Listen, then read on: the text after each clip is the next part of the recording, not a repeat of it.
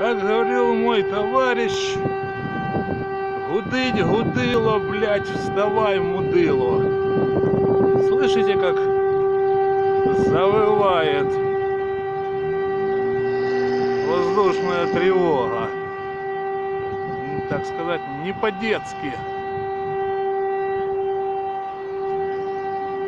Это памятник погибшим советским летчикам,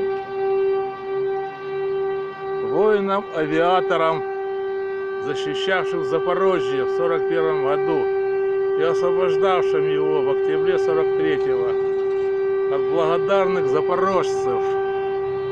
Не от бандеровцев и не от хохлофашистов, как пытаются представить эти твари рашистские. Вот они, ребята, летчики.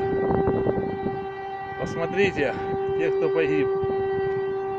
Посмотрите, тут два из младших лейтенанта. Данилов ЕП и Данилов РТ. А это не родственники, это мои однофамильцы, которые погибли, освобождая или защищая Запорожье. А вот и памятник, самолет, который рассказывали, что на металлолом сдали бандеровцы.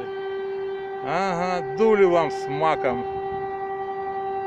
Видите, как воет? Ух, и завывает. Это летят потомки дедов, которые воевали, чтобы убить нас, разбомбить наш славный город Запорожье. Эй, слышите? Воет, воет.